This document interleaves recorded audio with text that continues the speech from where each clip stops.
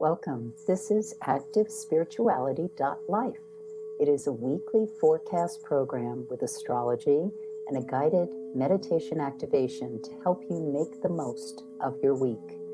It's run by Pamela Cucinell, that's me, the astrologer, and Suzy Meszoly, Master Healer. We invite you to find out more about our individual work. Suzy Meszoly, SuzyMeszoly-healer.com, or insightoasis.com for astrology.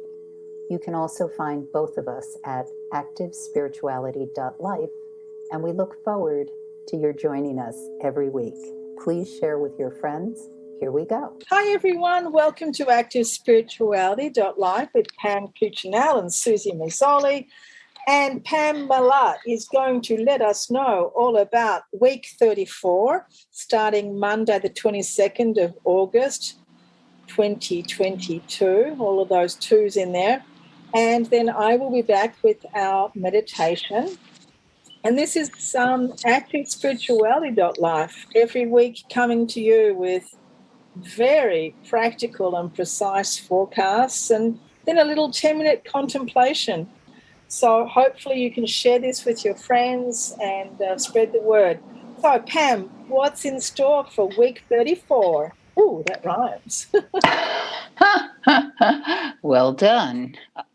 Anyway, August 22nd, the sun enters Virgo. So the sun, as it travels in the sky, is basically 30 days in a sign, 30 degrees in each sign, making a 360-degree wheel, 12 signs. And the reason I say that is because Virgo is the sign of precision. It is an earth sign. It is mutable earth. So think about the earth when we're able to till it and it accepts the seeds. It will allow for growth. It is not as rigid as the other two earth signs, Capricorn and Taurus, yet it is still an earth sign. And living in the northern hemisphere, which I still do, even though I'm in Mexico, and a lot of people think that that's south, but southern hemisphere, but it is not. It's we're above the equator. But I've always been struck with how Virgo sets up the back to school orientation, coming into that seasonal shift, end of summer, when people have been relaxing more, making more time for family and the out of doors, and moving into this kind of back to school mentality, back to work.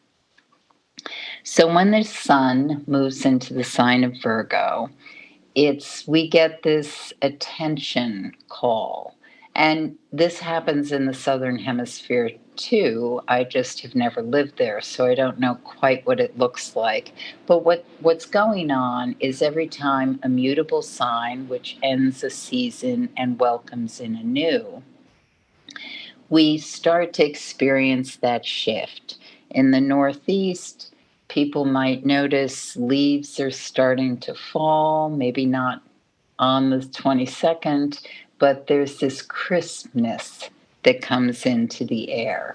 So depending on where you are over the next couple of weeks, you will notice the seasonal shift, even in spite of climate change, as we're moving into those great turns of the wheel.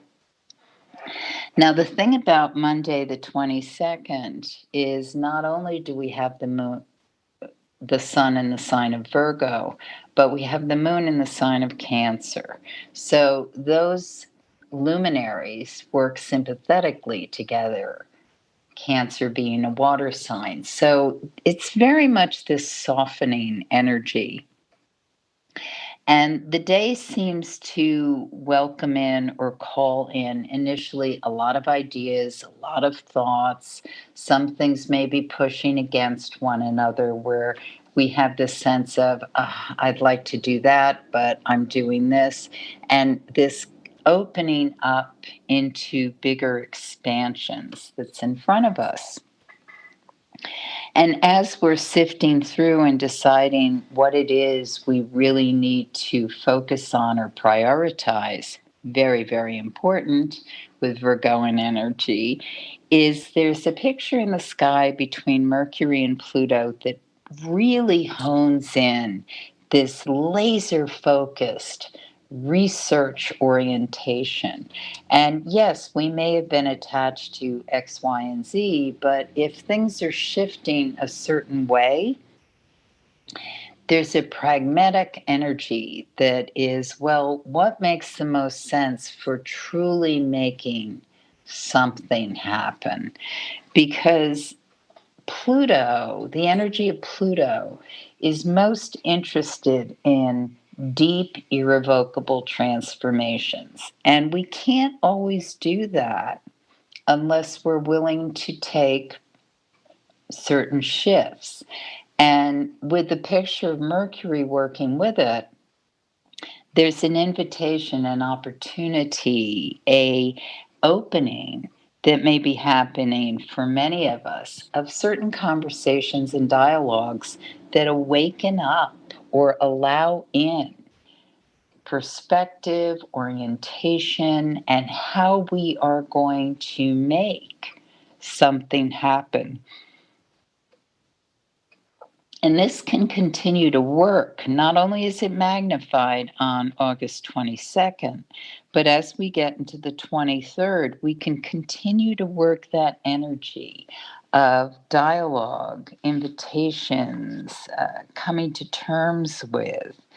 And it may be for some of us that we're making big moves and changes, and for others that it's more subtle. Again, realize we are still in the waning moon cycle. The new moon is ahead of us. So we are looking into entrees or ways that we move into something that allows the new energy in while making calculated decisions about what we are finishing up, putting to bed, putting to rest. So Monday, the 22nd, and Tuesday, the 23rd, tremendous days for really making strides, whether they be small strides, but still lead to monumental transformation and change. Very, very big shifts are opening up for us at this point in time. And what I love about this setup is that we are coming into Uranus Retrograde, which occurs on the 24th. So the evening of the 23rd, you really want to, well, let me put it this way. I really want to, and you may want to, open yourself up to the opportunities of change that may look different than what you expect, but will lead to greater transformation and possibilities than we can actually anticipate. Because what happens is when we're always micromanaging, that's a very Virgoan Achilles heel. We don't want to necessarily micromanage every little thing, because when we do that, our tunnel vision disavows or doesn't allow the possibility of seeing greater expansions and things that we couldn't even imagine. We can imagine a better world. We absolutely can. We can imagine greater kindness, and we can imagine becoming or being the people we would like to be. And ideally, we're like that every day, but in reality, we seldom are. We are continually in the process of adjusting and becoming who we are intended to be. And the intention of what we're here to be, of course, is very linked to our heartfelt innermost self. And with the Uranus retrograde on the 24th, and then the new moon behind it in a couple of days, or ahead of it, rather, I should say, in a couple of days, we are in this place of continuing shifts. And as I talked about a couple of weeks ago when we had the Mars Uranus North Node conjunction, a lot of things happened at that point in time, a lot of big things. And we could reflect back on the news and see all that, but I'm just going to talk in big picture strokes. Pieces of governmental bodies posturing or making decisions that were a surprise or not expected.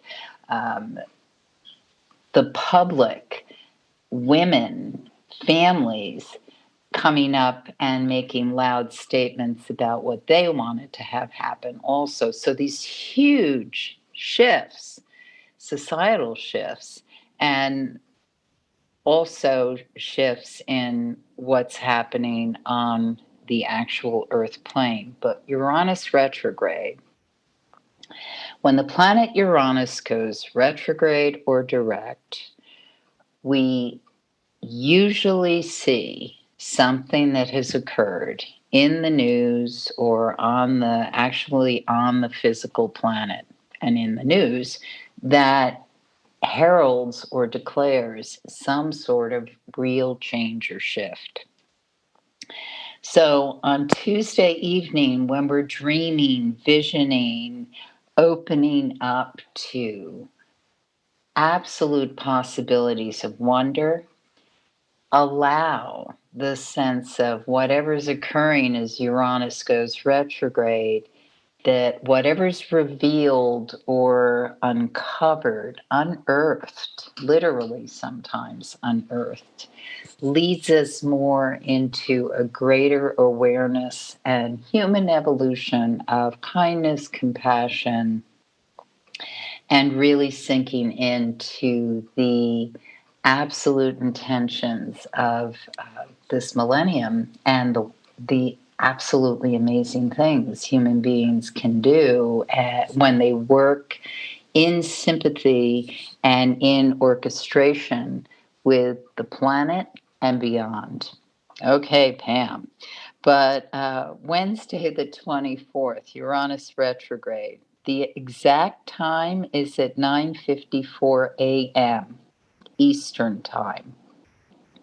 I should also mention that the moon goes void, of course, at 5:40 a.m. Eastern Time, and it enters Leo at 9:09 a.m. So we have a few hours when the moon is void, of course, in the sign of Cancer, the very fecund, fertile sign of Cancer. Once again, it's this kind of allowing and tilling the soil and fertilizing the soil of expectations and possibilities as we open into what is going to happen with the changes and shifts.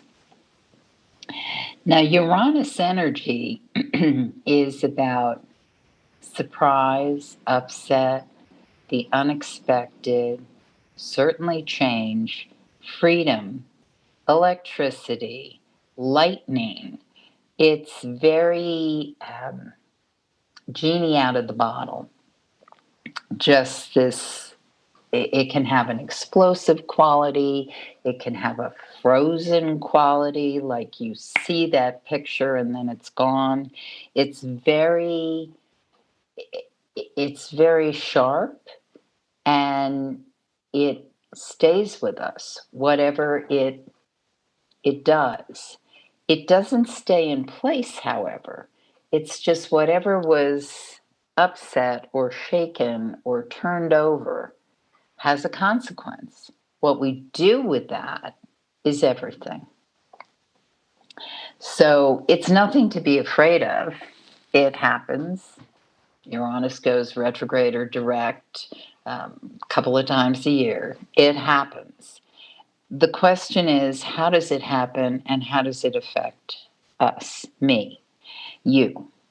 And so for some of us, Taurus people, people with fixed sign energy, Leo, Aquarius, Scorpio, as well as Taurus, some of us may feel this more directly because it's actually engaged with a point on our horoscope. And for others, it's okay, things have shifted, now what? And one of the things that's interesting with that on this particular day is the moon being in Leo. The moon being in Leo indicates that there's a lot of creative energy over the next couple of days, but also the thing that's of primary importance is choosing partners, accepting responsibility, making commitments. So when you choose partners, you want to choose partners or people to work with that are on the same page as you about what is it we're doing and what is our commitment to it. Because what wants to unfold, what wants to happen, is going to be work. And you can have this great idea, this like wondrous creative energy. But if you don't have a team or the ability or the funds to pull it off, it's not going to happen. So the important thing over the next couple of days is not to kind of put your stake in the dirt and say, this is where we're building the house, but to choose how that's going to happen, where the land is. And again, I'm talking metaphorically, but where is this declaration of where you're going to spend this time and who's going to do it with you? And you don't have to know what it looks like today. Actually, a lot of this may be kind of erupting with the Uranus retrograde, where things are kind of, oh, look over there. I hadn't noticed him, or I haven't seen her in a long time. Wow, what about that? So things start to come forward. And when the moon goes void, of course, on Friday at 2:55 a.m. in the wee hours, it doesn't enter Virgo until 8:25 p.m. So the moon is void, of course, basically all day in the sign of Leo. I can't stress enough how this is a day that is best spent in play. In play, in creative openings, in joy of being alive, with children, with a beloved, with your favorite animals to romp with.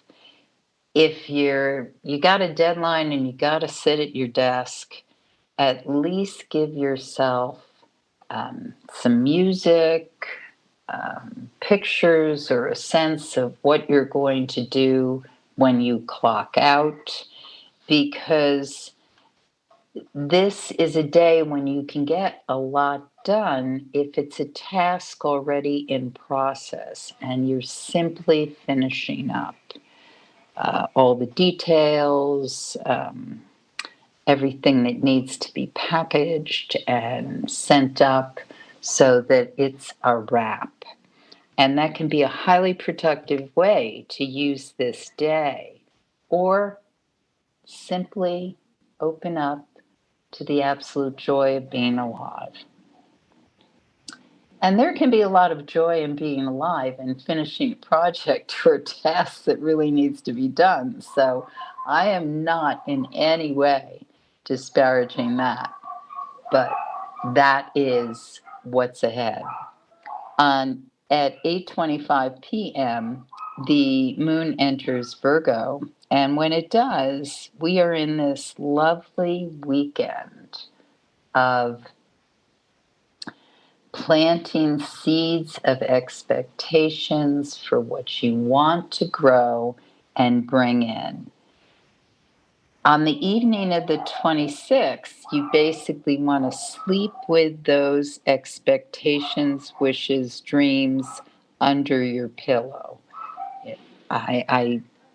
My new moon ideas are on my website, Inside Oasis. Look at it. But I always say choose 3 things that you want to accomplish in the next lunar cycle. Doesn't mean you're going to finish them, but choose one thing that you can knock out that needs to get done. Another thing that you've maybe fallen through the cracks, but you want or need to get done, and maybe a longer range project that you want to revisit or spend time with or dust off.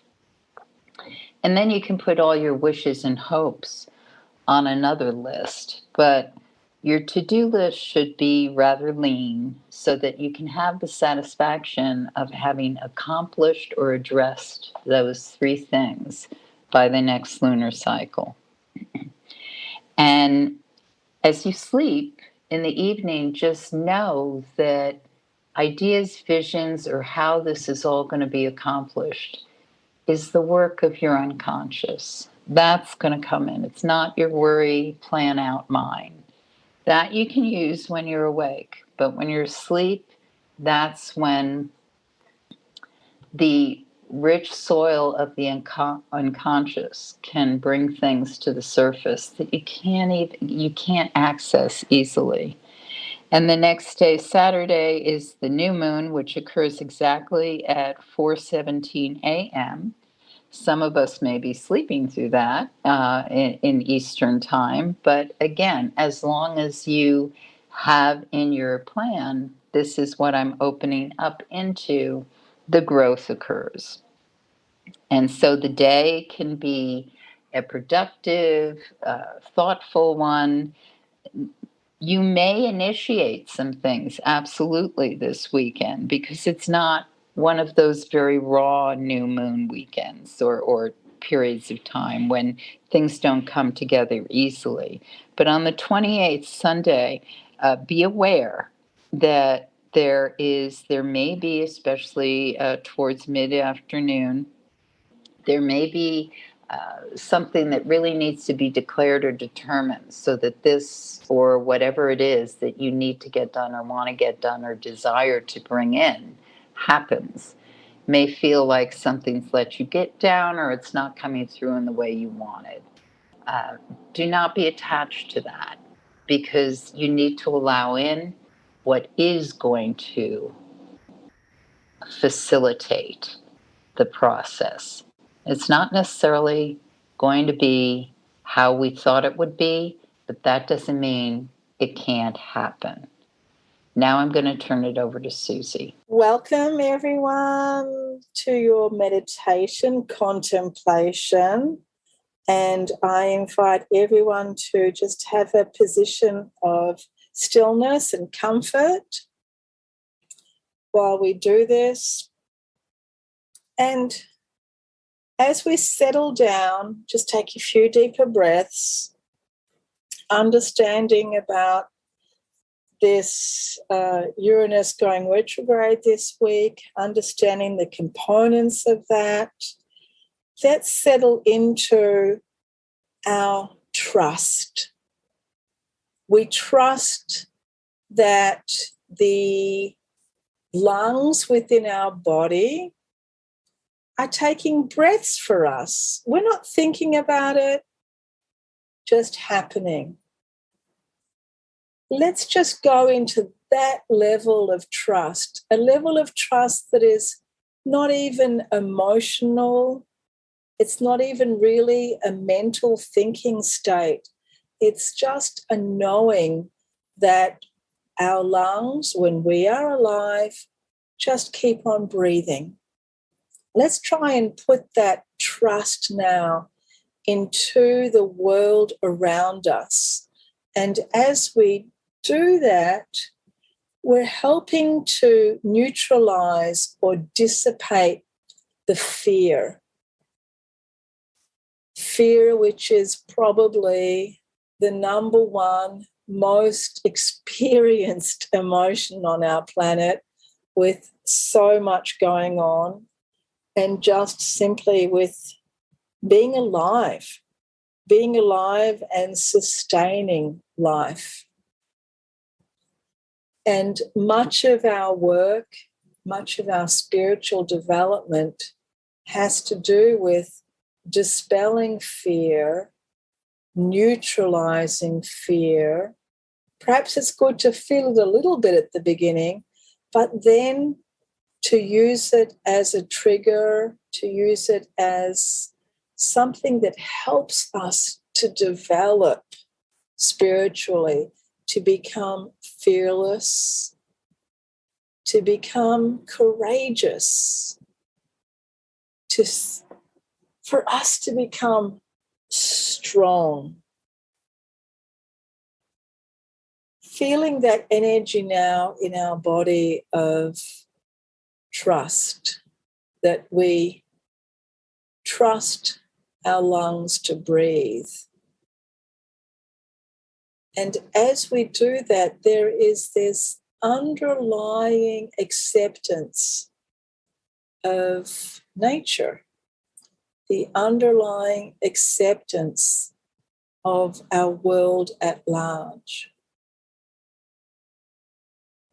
Just feel yourself deepening in, almost like you're nuzzling in, cuddling up to Mother Earth, to our ancient mother, as she is nestled here in the lap of the universe, as she is nestled in here amongst the moon, the planets, the sun in our galaxy, and nestled in to the immense universe where there are countless galaxies and countless suns and planets and stars.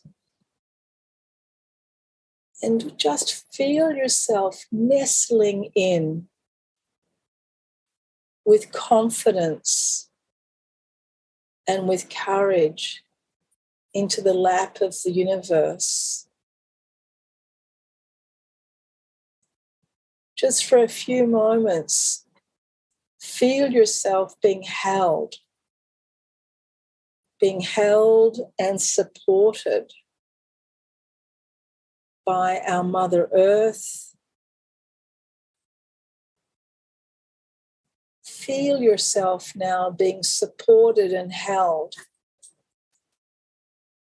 by Mother Nature, by Father Sun,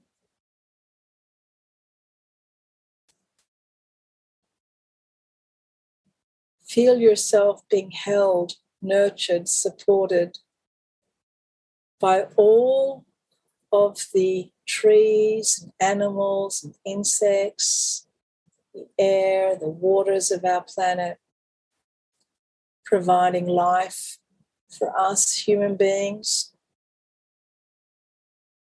for each other.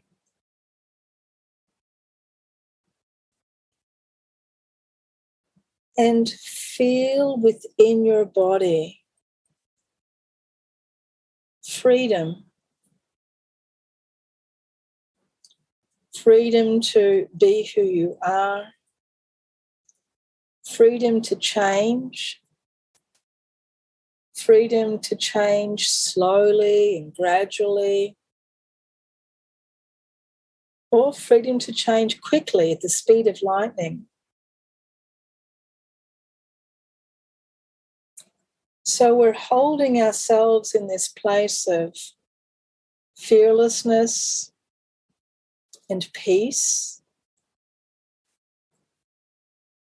We're holding ourselves in this trust of nature and of the universe. And at the same time, feeling great expansiveness and freedom. freedom to be here, freedom to be. And as we take a few deep breaths, allowing our body to be at peace, allowing our thoughts to be at peace, allowing our emotions to be at peace.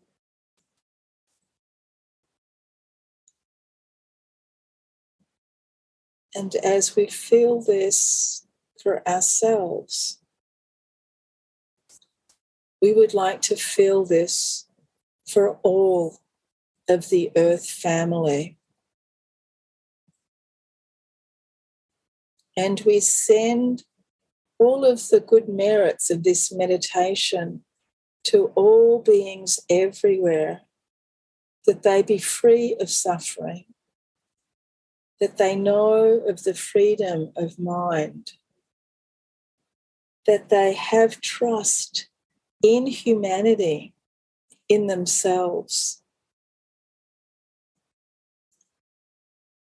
And as we sit quietly in the safety of our home, in the safety of our life, we send with great love and great compassion this feeling of trust, this feeling of fearlessness and courage to all beings everywhere.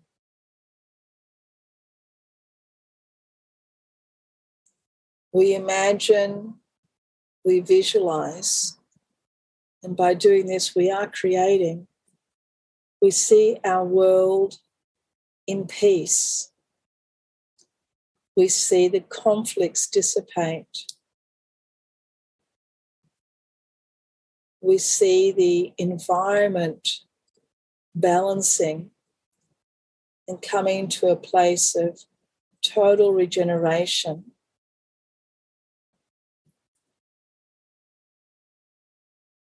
We see warmth and loving kindness, intelligence and wisdom in all human beings. We see them at peace. We see all beings without suffering. And we visualize, we imagine, we send this intention of universal peace from the very center of our being with all of our heart. And we do this for the highest good of all beings everywhere.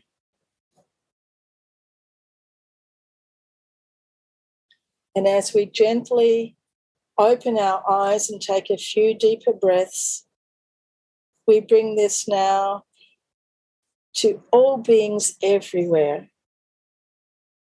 Love now. Thank you so much, Pam.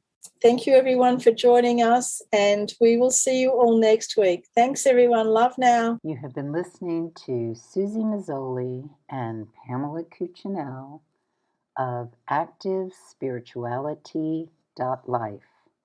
If you've enjoyed this program, consider a donation. You can find the link for that, ActiveSpirituality.life. Regardless, we look forward to having you join us again for next week's podcast. Please share and have a great week.